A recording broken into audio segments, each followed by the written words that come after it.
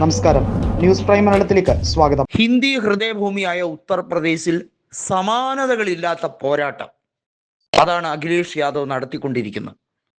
403 മണ്ഡലങ്ങളിലായി രൂപീകരിച്ചിട്ടുള്ള വിവിധ ബ്ലോക്ക് തല കമ്മിറ്റികൾ ഓരോ സ്ഥാനാർത്ഥികളെയും നിർണയിക്കുന്നത് സ്ക്രീനിംഗ് കമ്മിറ്റിയിലൂടെ. ഏറ്റവും മികവാർന്ന രീതിയിൽ സ്ഥാനാർത്ഥികളെ അവതരിപ്പിക്കാനാണ് അഖിലേഷ് യാദവിൻ്റെ തീരുമാനം. 403 സീറ്റുകളിലും സമാജ്വാദി പാർട്ടി സ്ഥാനാർത്ഥികളെ നിശ്ചയിക്കും. അതിനുശേഷം സഖ്യകക്ഷിയായിട്ടുള്ള കോൺഗ്രസിന് വീതം വെച്ചതിന് ശേഷം ഈ സ്ഥാനാർത്ഥികളെ പിന്മാറ്റുകയും അതിനുവേണ്ടിയുള്ള നിർദ്ദേശങ്ങൾ ചെയ്യുകയും ചെയ്യും. അപ്പോൾ സാധാരണഗതിയിൽ BJP അല്ലെങ്കിൽ ഏതൊരു പാർട്ടിയും ചോദിക്കുന്നത്, അങ്ങനെ വന്നാൽ നിങ്ങൾ തമ്മിലുള്ള സ്വരച്ചേർച്ചയില്ലായ്മ കാണില്ലേ എന്നുള്ളതാണ്.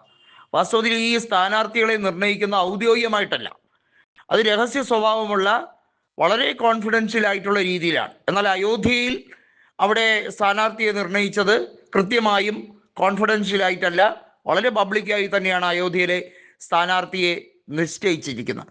അത്തരത്തിൽ സമാജ്വാദിക്ക് ഉറപ്പുള്ള സീറ്റുകൾ, സിറ്റിംഗ് സീറ്റുകളിലെ സ്ഥാനാർത്ഥികളെ മാത്രം ഔദ്യോഗികമായി പരിഗണിക്കുകയും മറ്റുള്ള മണ്ഡലങ്ങളിൽ വിന്നബിലിറ്റി കൂടിയ ജനാഭിപ്രായം മാനിച്ച് ഏറ്റവും ജയസാധ്യതയുള്ള സ്ഥാനാർത്ഥികളെ നിശ്ചയിക്കുമെന്നാണ് അഖിലേഷ് യാദവ് വെളിപ്പെടുത്തിയിരിക്കുന്നത്. നമുക്കറിയാം, 2012 അഖിലേഷ് യാദവിൻ്റെ നേതൃത്വത്തിൽ ഏറ്റവും മിന്നിച്ച ഭൂരിപക്ഷത്തോടുകൂടി 224 സീറ്റോടുകൂടി 28 വോട്ട് ഷെയറുമായി 28% വോട്ട് ഷെയറുമായി അധികാരത്തിലെത്തിയത്.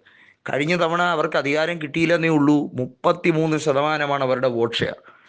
സാധാരണ രീതിയിൽ ത്രികോണ മത്സരം, ചതുഷ്കോണ മത്സരമൊക്കെ നടക്കുന്ന UP-യിൽ ബൈപോളാർ ഫൈറ്റാണ് ഇപ്പോൾ UP-യിൽ സമാജ്വാദി പാർട്ടിയും BJPയും തമ്മിൽ നടക്കുന്നത്. നേർക്ക് നേർ പോരാട്ടം.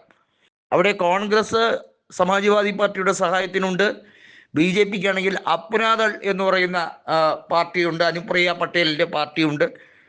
എന്നിരുന്നാലും BJPയേക്കാൾ ഒരു പിടി മേളിലാണ് ഇപ്പോൾ ഗ്രാഫിക്കലി നോക്കിയാൽ സമാജ്വാദി പാർട്ടിയുടെ കരിയർ ഗ്രാഫ്.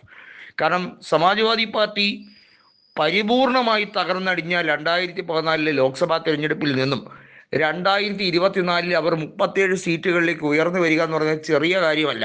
ഏറ്റവും ജനസംഖ്യ ഉള്ള ലോക്സഭാ മണ്ഡലങ്ങൾ ഉള്ളത് UP-യിലാണ്. ശരാശരി 25 ലക്ഷം മുതൽ 35 ലക്ഷം വരെ വോട്ടർമാർ ഓരോ മണ്ഡലങ്ങളിലും സാധാരണഗതിയിലുണ്ട്.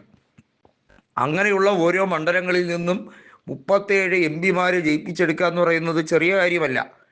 ലോക്സഭാ പ്രാതിനിധ്യം കണക്കിലെടുക്കുമ്പോൾ സമാജ്വാദി പാർട്ടിയുടെ നീക്കമില്ലാതെ ഒരിക്കലും BJPക്ക് പോലും അവിടെ പിടിച്ചു നിൽക്കാൻ കഴിയില്ല. കാരണം BJPക്ക് സമാജ്വാദി പാർട്ടി നേതാക്കളെ അങ്ങനെ ഇങ്ങനെയൊന്നും അവരെ അവഗണിക്കാൻ കഴിയാത്ത വിധത്തിൽ അവർ വലിയ ശക്തിയായി വളർന്നു കഴിഞ്ഞിരിക്കുകയാണ്. ഇന്ത്യ മുന്നണിയുടെ കൂട്ടായ പ്രയത്നം തന്നെയാണത് എന്ന് പറയാതിരിക്കാൻ വയ്യ.